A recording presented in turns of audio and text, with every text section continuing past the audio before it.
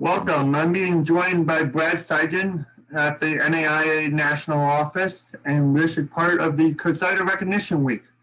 Brad, thanks for joining us today. I appreciate you taking time to talk to us. Thanks, Tommy. No, it's good to be here and good to be talking about our SIDs around the country on this great week. Absolutely. Let's talk about your journey to the profession. How did you get started, and how did this really get to where you are in the profession?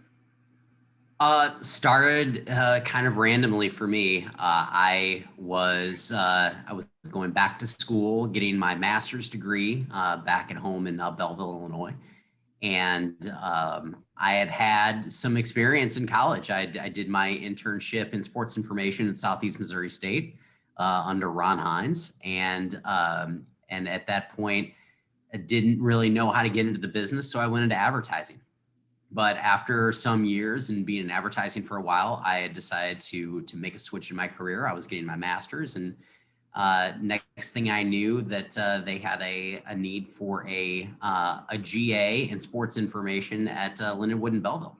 So while I was taking classes in St. Charles, about 45 minutes away, I was moonlighting as the GA SID at Lindenwood Belleville, and before I knew it, I was hired as the full-time SID at Missouri Baptist. So it's a crazy journey and kind of unexpected.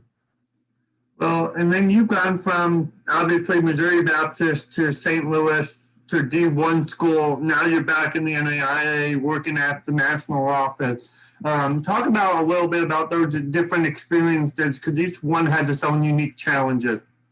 Yeah, absolutely. I mean, when you look at it, they are both challenging in different ways. When you're at a smaller school like MBU, it's a constant workload, and you're moving constantly from one sport to another, and everyone understands that. It's totally a crazy experience being a small school SID. So a lot of respect for everyone out there that is doing that on a daily basis. At St. Louis, just different challenges. You have a lot higher expectations of the coverage that you're giving to the smaller sports that you've got. So you are really just kind of tied in with those one or two sports that are going on at that point, and there's a lot more travel. To be quite honest, I mean, when you're at a major school like that, if you are tied to basketball, then you're traveling with basketball. I mean, obviously not now, maybe during COVID times, but that was a regular occurrence. You know, traveling with baseball, I had a chance to giving that sport a ton of attention. So a lot of different looks at it, but still the same tough job. Absolutely. Obviously, you've had experience. What's one piece of advice you'd give to other SIDs or even someone who's just starting in the business? Wow. I would say be proactive. Don't rest on your laurels. Don't let things start moving around you without you trying to get in front of it. I think the biggest thing that we can do in our profession is to understand that we're service oriented. And in order to do that at a high level, you need to be proactive with what you're doing. You need to try to get in front of things and try to find new ways of doing your job and new interesting ways, keep up with the times. But in order to do that, in order to really do the best work that you can for your student athletes and your coaches, is to have those conversations with them. What's coming up? What can I be a part of? How can I be of service to you? Absolutely. Now, you've been at the national office. I believe this is your second or third year back. My third. Yeah.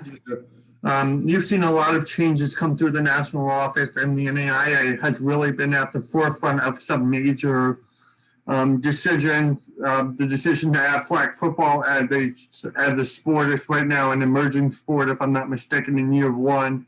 But also the likeness and image recognition. The NAIA has passed it. The NCAA is still waiting on those decisions. What's that been like, and what does that mean to how we cover our student athletes? It's huge. You know, the one thing that has been a constant throughout college athletics is that student athletes would not be able to use their own brand. to be able to make money. And we all know student athletes, they're getting a free education. And our level, they're probably not getting a fully free education. There's portion of their education is getting paid for. So they need to be able to profit off of what they're doing.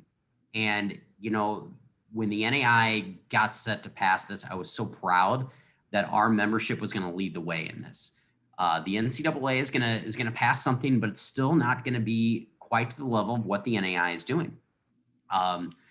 Our student athletes are able to go out and not only make money on their brand, but do it in, you know, a jersey for, you know, University of the Cumberlands. They can use their affiliation with the university, which is so great.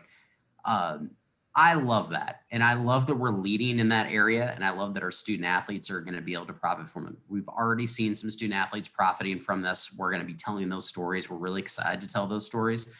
But as SIDs, we should be excited to tell those stories too. Those are big ways that our student athletes are able to use their talents in a different way. And what we're going to see through some of these stories is these student athletes they may not be using their success on the court or on the field. You know, a lot of these kids have big Instagram followings, and they're going to be able to utilize that. And I love it. I think it's such a great thing. Yeah. Obviously, the NAIA also made the decision to move all of this fall championships to the spring. So you're going to have roughly 30 championships between February and the end of May. How do you handle that? How do you attack that from a national office perspective with such a short turnaround?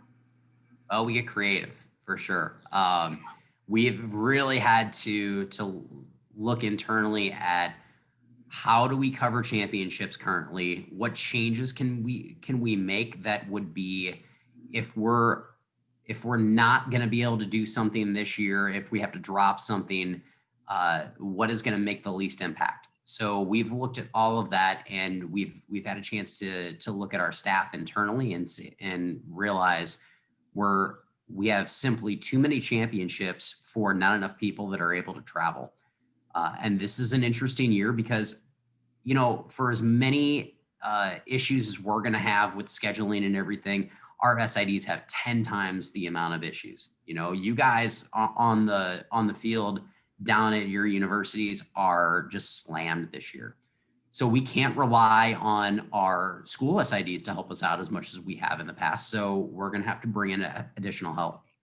So we're going to open that up here in a little bit and start looking for someone to come in on a temporary basis and give us some help, which I'm actually really excited about, because that means that some SID that maybe has lost their job recently due to cutbacks at another university, we can help them and give them something stable that they can go do for us, which would be great. So there's a lot going into it, and you know, we're even looking at backups for if someone from our team gets COVID on the road, or if someone's not feeling well, or they're unable to cover the championship, or if they're uncomfortable in the situation. We need to look at all of that. So we're looking at all of that and trying to figure out what the best way to move forward is. And I think we'll have a pretty good plan. You know, talking about moving forward, the NAIA is moving forward in another direction, and that is their partnership with PrestoSports for the staff aspect.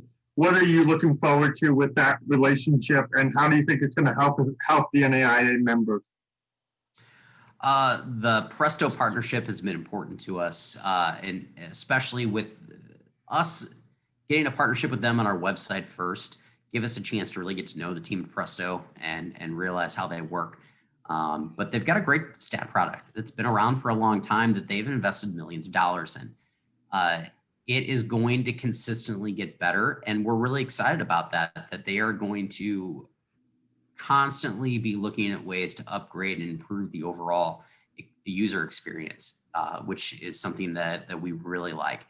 The interactivity it has between our website and everything that we do is great. Those are things we feel that are very important. And the interactivity it has with a product like Stretch Live is really important as well. I mean, you're going to be able to utilize this product in a multitude of ways. and we're going to have full control over it, which is a big deal for us because we want to make sure that we have a stake in what our members need. And we don't have to rely on what another association needs first in order to determine what we need to do. So, so we're really happy with that.